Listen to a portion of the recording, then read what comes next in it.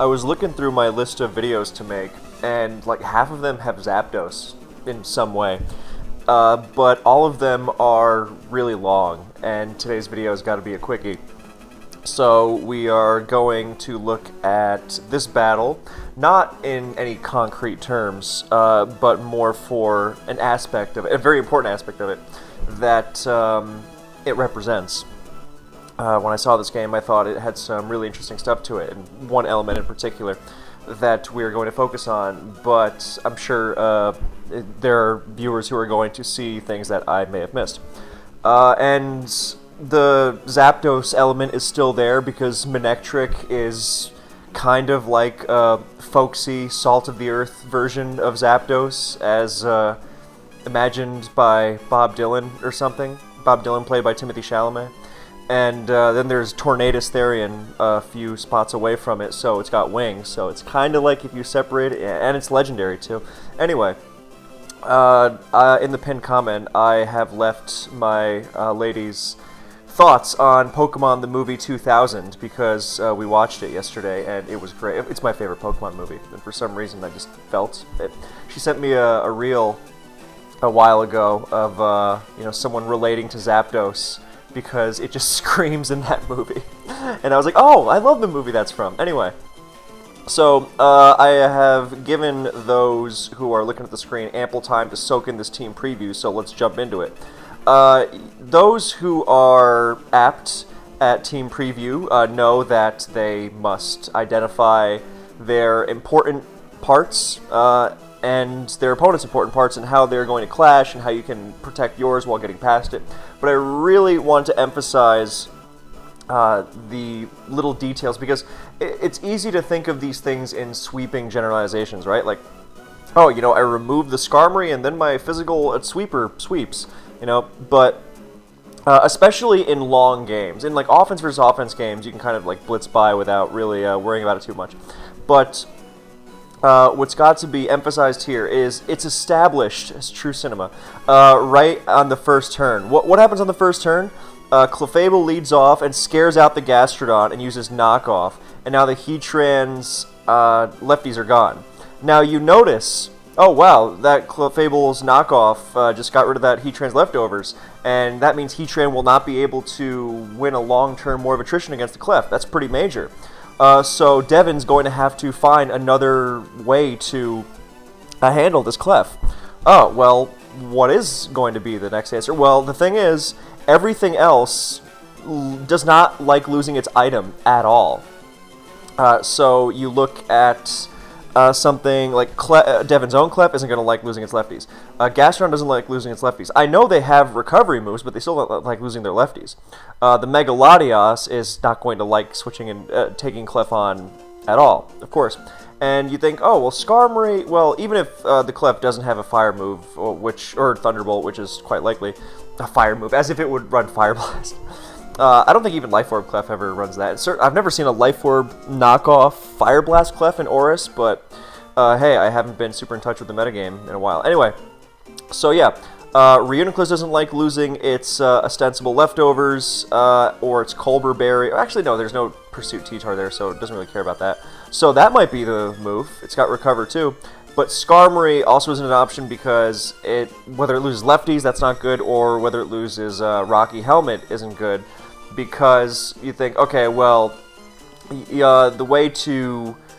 you expand beyond just looking at the Clef, because you can go, oh, well, I can counter the Clef with my own Clef, or whatever, however I choose to answer it. And then you're like, okay, but what about the long term? Because if your Clef is forced in against their Clef, what is their response to it? Because if their response to... stick with me here. If your response to their Clefable is just going to put you in a bad spot, then you are really in long-term trouble, and you've got to make some sort of plan for a comeback. Because let's just say that Devin's... I don't remember exactly how he's going to handle it right now, but that's not important. Let's just say that Devin's backup Clef check is his own Clef, right? So he goes to Clef. And then Destro would go to, let's say, Excadrill, because it's obvious, right? Now, if Excadrill puts major pressure on Devin's team, that's really bad. Because look at this chain, this theoretical chain. Destro switches to Clef, right? Which is going to be very easy because Clef switches in against, pretty much all of Devin's team.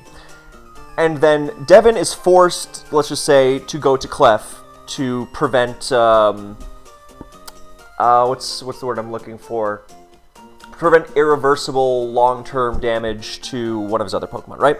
So he goes to his own Clef, but his own Clef forces in, or invites in Destro's Excadrill, and then the Excadrill puts major pressure on. So basically every time Destro goes to Clef, it opens this little chain where Excadrill puts major pressure on Devin's team, right?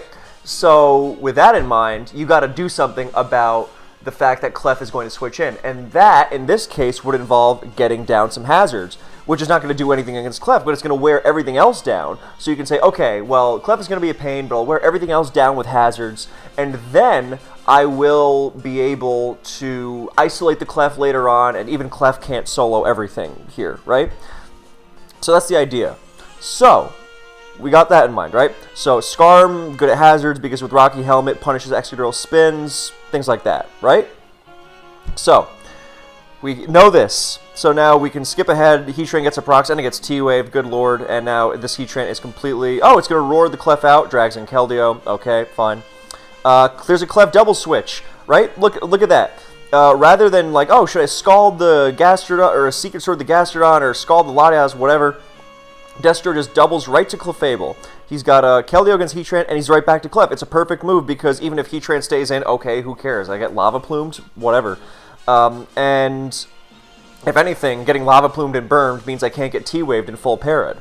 And in the event that Devin does switch, in this case to Clef, not Gastro or Lati, Destro's own Clef has an amazing matchup against it. So Clefable is threatening the knockoff again. So we're right back in that first position, except Heatran has already gotten worn down. Now, it's going to be a while, but, well, a little more than a while with that knockoff critting, but it might burn, so it'll do even less damage. It's going to take a while before Heatran gets worn down, but it's also getting worn down pretty quickly.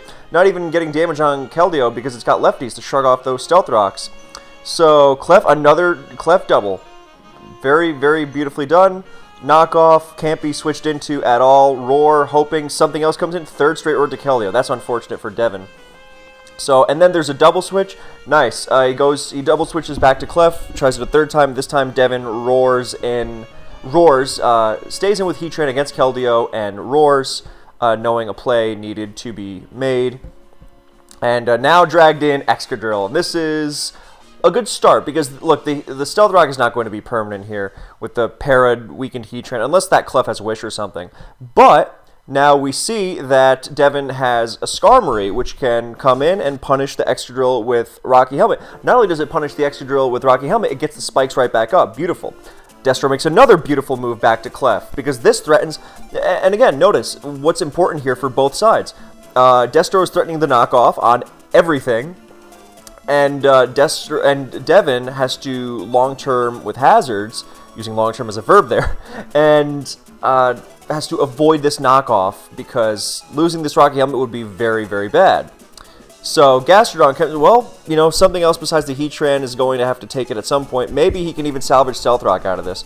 I mean, Torn Therian is going to be immortal in this case, but, one problem at a time. So Gastro is not going to do well. Oh, it's not a Moonblast too. It's actually putting real pressure on it. This Gastrodon is going to get PP stalled, or run out of its recovers, rather, very quickly.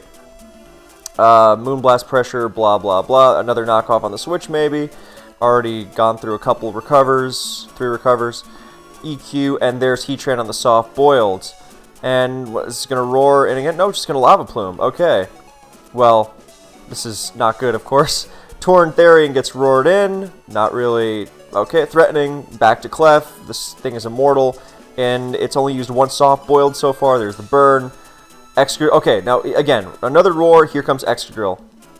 Talk about not getting worn down. Destro's team has great longevity. And Clef back in against Skarm. Now, Devin goes for the spikes.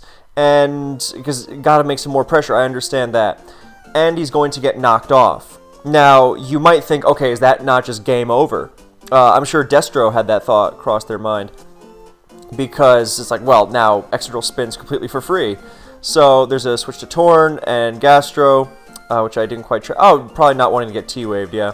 So now Torntherian comes in. This is also a good showcase for how busted knockoff is.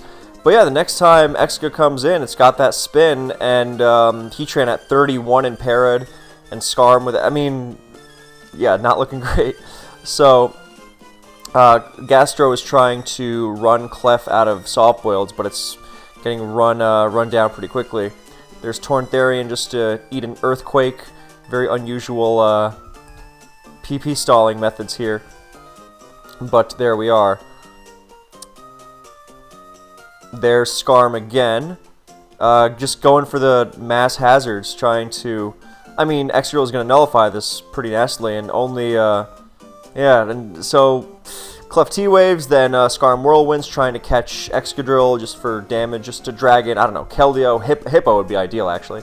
Or Manectric would be good, because Hippo heals, you know, and even Keldeo heals because of lefties. Manectric does not heal at all. Not that Manectric is a major threat, but just some sort of progress, you know? And instead, Destro makes a good move, goes to Torn, and Excadrill just gets Whirlwinded in, so another unfortunate phase for Devin. And now here comes the spin, and you're like, well, this is going to solidify the fact that the game is over, right? Well, there's a full para, so we don't know there. And now it's going to SD, so it pressures Scarm even more. But it's just, we've seen this song and dance before for generations. It's just going to spin, and now with Iron Head pressure, okay, so it SDs again. I'm not sure why I didn't Iron Head. Maybe it was afraid of, yep, counter, there, yeah. So, no counter, so he's just going to SD over and over. So at least the Excadrill can't really threaten the Scarm safely, although with Paraflinch, that is always going to be an option. But instead, Torntherian, the Immortal, gets Whirlwinded in, Heatran gets U-turned on, here comes Excadrill again, and Scarm spikes on the... Yep, Rapid Spin, this is going to be a Whirlwind, or a counter for like 2%. Hippo gets dragged in, okay. Spikes on the Excadrill switch, where is this going? Reuniclus on the spin and Rocky Helmet. And there is the point I was going for. That, okay, well, the Scarm has to come in and spike because this Clefable is causing such a mess, but isn't that just a lose-lose proposition? Because then you can't do anything about the Excadrill, and there's no pressure being exerted whatsoever. The only long-term thing is, like, hoping that I can see is that Mega Latias could pull off a sweep if Clefable is dealt with somehow, but how do you deal with Clefable? And again, there could be avenues I'm not seeing right now because I'm hyper-focusing on the whole series of events put into play by the Clef of it all. But yeah, now we see the long-term option. It's not ideal, but it is there. That Scarm forces spin, forces being somewhat loosely used here, but it does incentivize a spin greatly, and then Reuniclus comes in on that spin and Excadrill gets worn down. I mean, 10% at a time after lefties, but... And what we see even bigger here is that the really big thing is that this Reuniclus also has knockoff. So, look at that. I mean, this video is basically an ad for knockoff, but look, Clefable without lefties is now going to be much easier to deal with. In fact, I wonder if the Reuniclus shouldn't have come out sooner. It's a very nice matchup for it, in fact. But it's got the knockoff on the switch, which is huge, but Devin has to get this Reuniclus out of here. This Reuniclus cannot lose that Rocky Helmet. So now Heatran special attack drop. Maybe Excadrill will come in on Lava Plume, but no. Tran gets the Lava Plume, actually gets the Lava Plume off on Hippo, hoping for a burn, but does not get it, but got the rocks up. So another risky move, but could have paid off by burning Hippo. But yeah, now in comes Scarm, Clef, Spike, and once again, Reuniclus. But yeah, Destro is at the hazard advantage with the Hippo's rocks looking pretty permanent here.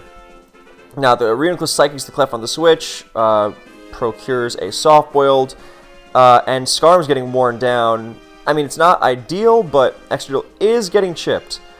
Just barely, like 10-11% at a time, based on how Showdown wants to do the rounding. And show the rounding and leftovers.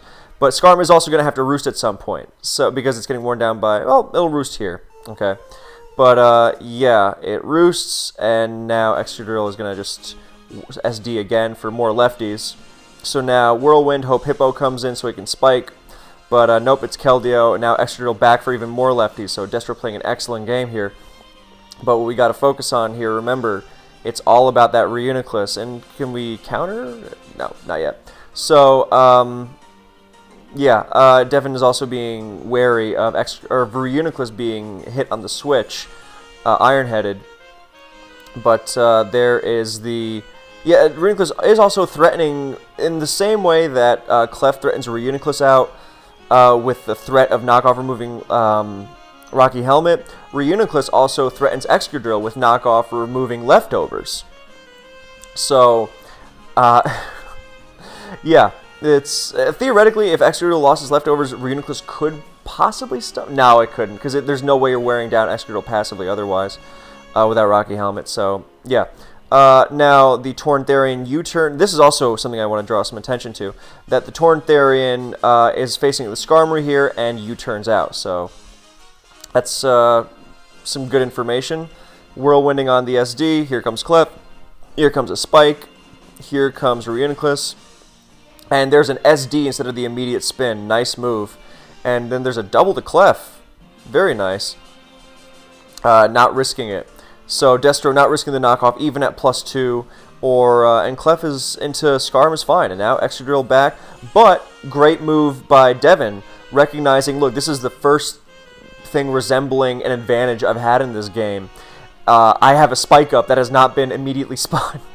So with the Skarmory into Clef, he now makes the double back to Reuniclus to threaten the Excadrill. So now Excadrill's not getting worn down by Rocky Helmet, but it's getting worn down by a layer of spikes, which is less than Rocky Helmet, but this will just be a little bit more, 6.25 more, with 12.5 minus 6.25 of lefties. It'll be 6.25 more on the next Rocky Helmet hit. And now he can throw another Psychic around, but unfortunately here comes the Immortal Torn Therian. So it's not just Clef threatening the knockoff, it's the Torn Therian as well. But Gastro to take the U-turn is nice because it means that Excadrill can't come in safely. So the Spike is still up. So now we recognize the other advantage, not just threatening knockoff. It's like, oh, I actually have managed the Spike. The whole fight was to get a single layer of spikes. And now with a single layer of spikes, you have some hope of wearing down Excadrill, Hippo, well, not really Hippo, but Excadrill is the main one. Because if you can get rid of Excadrill, you can get hazards. And then you can wear down, spikes, really. And Torn Therian, again, makes this an uphill proposition, but, think of the more abstract way you can look at this kind of situation rather than the concrete, literal details of this particular battle and matchup. But, yeah, Torn coming into Gastro, this could help, because if this gets burned, then, okay, it's trying to brute force Hurricane confuse its way through Gastro, which is gruesome. But it can do. But if it gets burned, then remember how we just said Torn Therian is kind of immortal alongside the Clef. Well, burn makes it a little less immortal. Then you can do something with it. And this is why it's always crucial to look for these kinds of advantages and disadvantages, because it's not. They shift. There's the obvious ones, right? Like, Clef draws in Clef, which draws in Exco, which draws in Reuniclus, which draws in, Rapid Spin, Rocky Helmet, Wearing Down, things like that. Those are the ones that are forced. Those are the ones that are obvious, the ones that you can predict from Team Preview. But there are also many situations that happen in a game where you and your opponent are both following the flowcharts, that are demanded by the matchup, and you're like, okay, how can I, break through this, or how can I, if I'm on the, disadvantageous end, if I'm on the advantageous end, like, how can I really cement this, how can I drive it even further? But sometimes your opponent will do something different, and you don't know, like, wait, if they give me this piece, or they give me this advantage, that's really good for me. And you're like, no way are they doing it. Sometimes they are. I've seen it so many times. It's, like, you think, no way is my opponent just going to let me do this, because they lose the game on the spot if I get it. Why are they offering me this Pokemon on a platter? I'll just sweep with X because they're going to give me Y, and I don't know why. And in those cases, you gotta be ready to take them, because sometimes then you'll kick yourself if you don't. You're like, well, my opponent was giving it to me. I don't know why. And then, like, you'll ask your opponent why after. It's like, oh, I don't know, whatever their reason is. I don't mean to mock them necessarily. Maybe it made more sense in their head at the time. But a lot of players, especially in longer games, like we're on turn 88 right now. I'm not saying this is or isn't what happening to Destro, and it's not about this in particular, because even if Torn Therian gets burned, they're still at a very, very advantageous position. But when you... It's not about this in particular. You know, it could certainly be that if this Torn Therian gets burned, the game is over, right? Like, this is obviously not the case, but imagine if it were, for the sake of the thought. And that is exactly what tends to happen a lot. And then you're like, well, you talk to player, you know, not even talk to your opponent. Like, sometimes your teammate in a tournament will do something, and you're just like, why did you do that? And they'd be like, oh, well, I don't know. You know, even in a high-level tournament, it happens all the time. Bonkers, baffling stuff. So, Hurricane, Confusion, we're back to this. And Gastrodon gets hurricaned into oblivion, which is tragic. So now Scarm comes in, Hurricane misses, but now gets heat waved. And full parried, so we don't even know if it roosted or spiked or whirlwinded or whatever. But remember earlier when the Torn Therian just U-turned out of the Scarm? Now that is it's an example of a couple things. Number one, it is obviously an example of concealing a move that you want to use against the Pokemon that's out right now, but you don't know if they're going to let you hit them with it. So that way you conceal it, of course, and then you hope that you can surprise them with it later. Now, even if you reveal it early on, that doesn't necessarily mean it's useless. No, far from it, because now when you know they know you have Heat Wave in this instance, you're like, okay, well that Skarmory knows it has to run from my Torn Therian every time now, you know, and I'm going to take advantage of that with U-turn, whatever.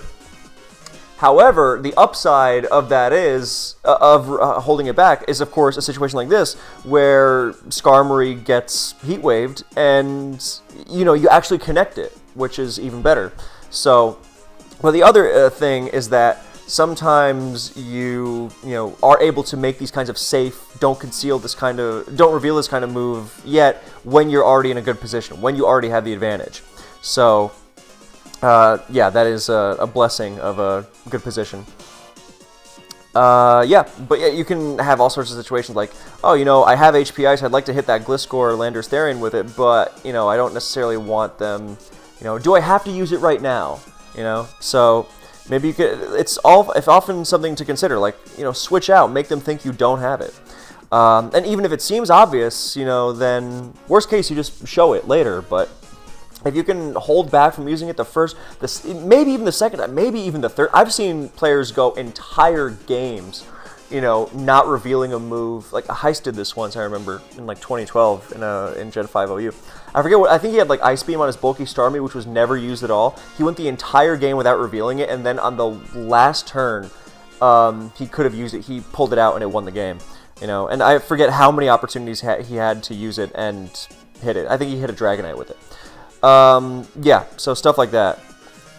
So, turns out this Torn Therian actually does not even threaten knockoff, as we now see it finish off the Scarm with HP Ice. So, that's something, yeah, you would earlier we thought, you know, I've seen this replay before once, that's, oh, it's threatening knockoff, right? But, you know, it's not an everyday set, so it's got 4 attacks, and looks like it's got some special attack investment too. Anyway, so the, with the Scarm going down, there's no more spikes, and this is basically just not looking very good. So now Reuniclus has been forced into staying in on Clef, and it's soft boiling and it's getting parried, but it's eventually going to, I don't know why that knockoff didn't come, but it's maybe playing it safe with Clef's health. But the Torn Therian gets T-waved. Not that it's really that important at this point, I guess. But I guess no, the Clef should be preserved because it's lost more than half its soft boileds. And it's now, and it's, you got to be careful of that Mega Latios. So it's both Clef and Excadrill. And there is the nice, oh, there's the Roar from Heatran. I was expecting Stealth Rock, but yeah. So Clef is going to be the thing preserved against Mega Latios, but the bulk of interest in this matchup has been, yeah, especially, and now Reuniclus has eaten the Rocky Helmet, so now you can't even chip the Excadrill when it spins next. So, yeah, there's the Excadrill. It's going to come in, it's going to lose its lefties, but because the Excadrill spun against against, what's it called, the Reuniclus, that also means it's getting knocked off, and it not only takes actually a respectable chunk, 19%, it also loses lefties, and now Megalodios is still there. So Devin is still fighting. He's just shifting, you know, maybe not shifting the win conditions, but, you know, zeroing in more on the Latios aspect as opposed to the Hazard aspect, which have a lot of overlap, of course. But, yeah, this is a really rough position. So now a bunch of T-Wave knockoff psychic stuff is happening. I don't know what tournament this was for, but, yeah. So now Clef is doing T-Wave, full para, awesome stuff. And now here comes a Calm Mind Clef, which... Oh, actually, I didn't even consider the Clef being Calm Mind, honestly, which is fairly goofy on my part. If you wear down the Excadrill... Oh, but it doesn't have lefties, so this Hippo is actually putting a lot of pressure on it with EQ and full paras. Oh, that's... Oh, and a 3 KOs. That sucks. Gets a roll, too. Yeah, I was going to say, you know, with the Excadrill getting worn down by the hazards and the knockoff, it's not just about the hazards, but about the late game Calm Mind Sweep. So see, even I was, you know, I'm analyzing this battle. I guess it's more in the abstract sense than the literal, but see, there you go. Yeah, and the Clef was still, I mean, it's still not a great position because, yeah, Excadrill has the, even though it's not going to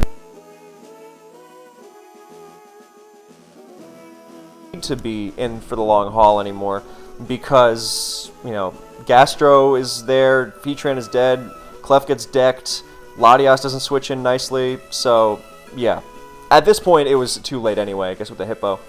But yeah, that was the, yeah, too late for Clef. But that was the earlier goal. Anyway, so now this Clef continues to do Clef things, and that's going to be the game. But yeah, so I hope you found this video enjoyable and or informative and or what have you. So thank you so much for watching, and I'll see you in the next one.